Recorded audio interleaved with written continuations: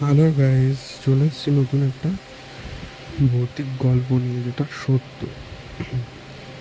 Please like, comment and শেয়ারটা করে দিও। আর যারা নতুন আমার ভিডিও দেখছো তারা সাবস্ক্রাইব করে দিও অ্যান্ড বেল আইকনে ওয়ান টাইম ক্লিক প্লিজ। তাহলে চলো শুরু করা যাক। হোটেল রাত্রি, চার বন্ধুর ভয়ঙ্কর রাত। কলেজ ছুটিতে চার বন্ধু, এক অরুণ, বিপ্লব আর রাজু আর সমীর, ঘুরতে গেল দার্জিলিং। বাজেট কম, তাই একটু পুরনো আর সস্তা হোটেল নিল তারা। হোটেলের নাম ছিল হোটেল শান্তি নিকেতন।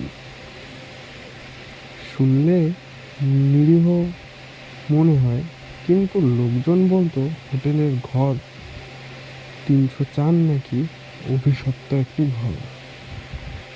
সেটি হোটেল ম্যানেজার বলল ওই ঘরে উঠবেন না, একটু সমস্যার জায়গা। কিন্তু বিপ্লব তো সাহসী, হেসে বলল ভূতের ভয় আমাদের নেই। তারা জোর করেই ঘরের 304-এ উঠল। সন্ধেবেলা সব ঠিকঠাকই, জানলা দিয়ে ঠান্ডা হাওয়া আসছিল, চার বন্ধু বসে রিল্যাক্স করছিল। কিন্তু যখন ঘড়ির কাঁটা রাত 11টা বাজে, তখন শুরু হলো ওই ঘরে গন্ডগোল। হঠাৎ টিভি নিজে নিজে চলতে শুরু করলো। ভৌতিক ছায়াছবি চলছিল।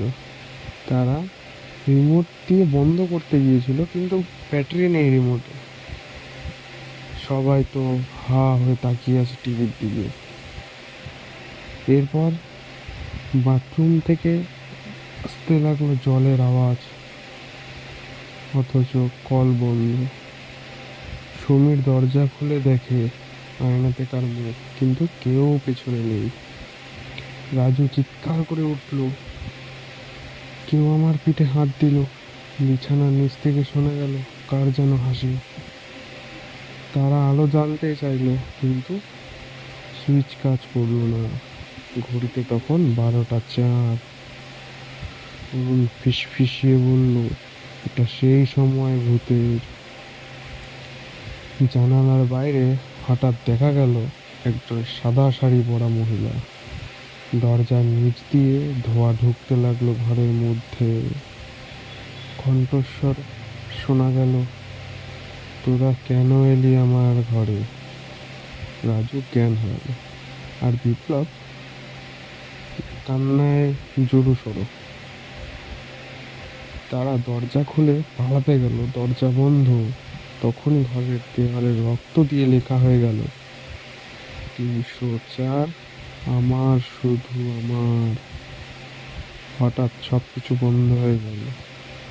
সব থমকে গিয়ে হঠাৎ করে ঘরের আলো জ্বলে উঠল। খুলে গেল সেই দরজা। তারা দৌড়ে বাড়িয়ে এলো। ম্যানেজার বলল, আপনারা তো বেঁচে ফিরে এলেন, ভাগ্য ভালো। তারা আর এক মুহূর্ত থাকলো না, হোটেল ছাড়লো সেই রাতে।